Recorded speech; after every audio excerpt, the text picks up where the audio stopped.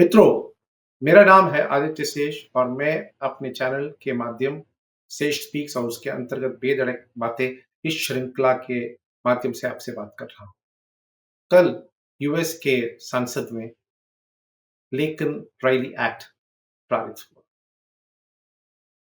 इस एक्ट जो है अवैध इमिग्रेशन को रोकने का प्रयास करता है और इस एक्ट अपने पुलिस कर्मी दल को या इमिग्रेशन अथॉरिटीज को सुरक्षा देता है, शक्ति देता है कि वो रोक के किसी को भी डिपोर्ट कर सके जो अपराध में पकड़ा गया।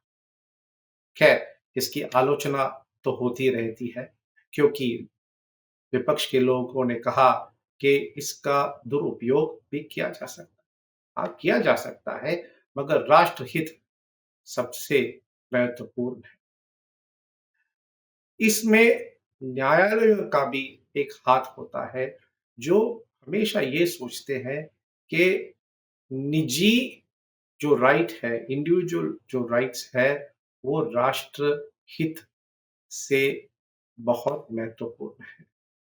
ये हमेशा जनतंत्र का एक अवगुण कभी-कभी रह जाता है। मेरा ये कहना है कि न्यायालयों में जब कोई भी जजमेंट दिया जाता है, तब न्यायालयों को ये सोचना पड़ेगा कि क्या ये राष्ट्रहित में है? क्या है हमारे देश का सभ्यता, अस्मिता और अपने देश का नस्ल को बदल देगा? क्या इसके कारण देश में कायदा कानून के अपराध, कायदा कानून के समस्याएं बढ़ेंगे? इंडिविजुअल राइट्स, निजी जो राइट्स है, वो बहुत ही महत्वपूर्ण है, मगर राष्ट्रहित से बड़ा तो नहीं। और दुनिया भर में आप देख रहे हो कि कई सारे ऐसे देश हैं जिन्होंने अवैध इमिग्रेशन के मामला को उठाया है।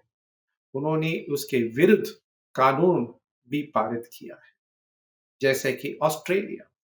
ऑस्ट्रेलिया में बहुत कड़क कानून होता है और जो अवैध इमिग्रेशन होता है, उसको डिपोर्ट कर देते हैं।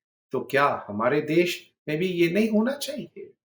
फिर आप देखते हैं जर्मनी और ब्रिटेन में, ग्रेट ब्रिटेन में, वहाँ उन्होंने थोड़ा छूट दे के रखी है और आज हम देख रहे हैं कि वहाँ कायदा कानून का कितने तकलीफें हैं, कितने उपद्रवी तत्व हैं, कि कितना क्राइम बढ़ रहा है, कितना अपराध बढ़ रहा है और उसको नियंत्रण में रखने के लिए जो अधिकारी हैं, उनको बहुत श्रम और तकलीफें उठानी पड़ती हैं। वहाँ पे भी जो न्यायालय है, वो बीच में आकर इंडिविजुअल राइट्स को महत्वपूर्ण बताकर उसके प्रति अपने डिसीजन दे देते हैं। मतलब उसके प्रति वो जजमेंट दे देते हैं।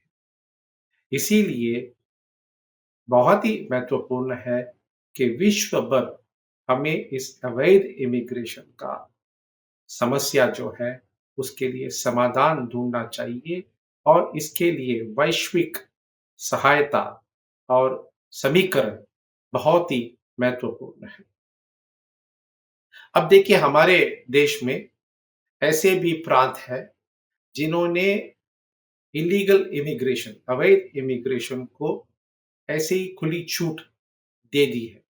जैसे पश्चिम बंगाल।